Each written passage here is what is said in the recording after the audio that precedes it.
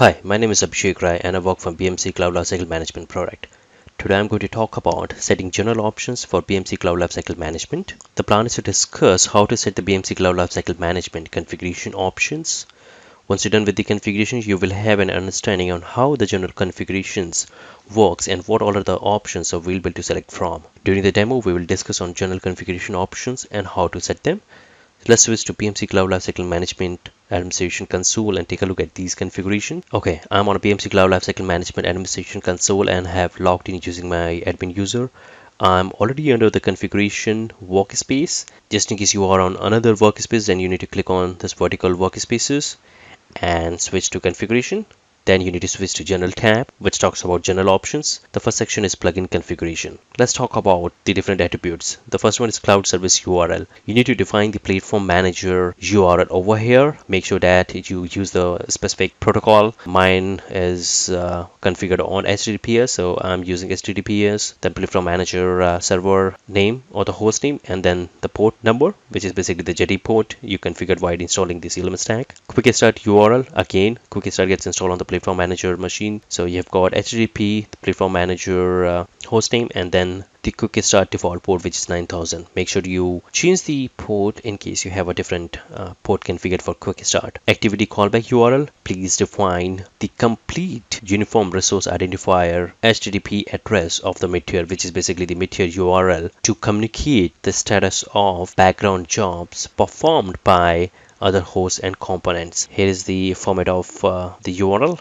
Activity callback threads. Define minimum and maximum threads to allow for background synchronization jobs. The next section is auto decommission. Decommission lead time. Define the number of days before BMC Cloud Lifecycle Management send the decommission notification to the requester. By default, it's 15 days. You can go ahead and change it based on your requirement. Decommission grace period. By default, the value is 1.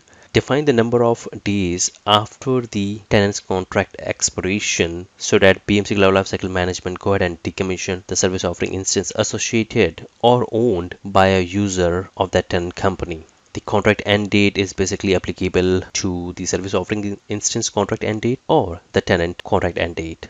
The next section is tenants, provider company. So you can select all available operating company from this drop down and make it a provider company. Just in case you have already got a provider company and you have already onboarded tenants, then those tenants will have their contracts with the previous provider company, and the new tenants which you will be onboarding after changing the provider company, then the new tenants will have the contracts with the new provider company. Hostname preferences. Hostname length is basically the maximum length defined for your host. User input maximum length, which is 8. That's the number of characters a user can use while submitting the SOI request for the hostname prefix. This value can be changed, but it should not exceed this value. Hostname pattern. So we have got multiple options to select from. Let me talk about few of them. So the first one is out of the box and the default hostname pattern. So the first section is the hostname prefix followed by the delimiter. In this case it's hyphen, and then followed by number, punctuations.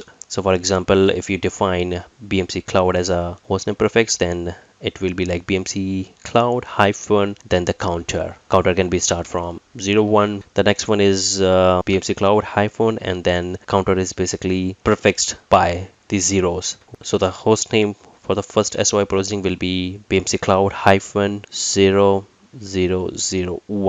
And the last one is basically counter is getting omitted and hostname prefix will be used for the final hostname. Statement of capacity. You can click on view report to generate a report for a specific time period to calculate the licenses. The next one is maintenance. You can use this to set the maintenance mode on and off. In case you set it on, then you need to define the messages, and if maintenance mode is on, then tenant administrators and end users won't be able to perform any activity from the console. Then network container log timeout is basically in seconds and generally gets used when you are about to define the firewall rule for a network path, and in that duration system won't be having access to the network containers. The next one is default view. You have got two options, table view or graphical view, for your dynamic components representation when you edit the network container. For any kind of changes, you need to click on save button.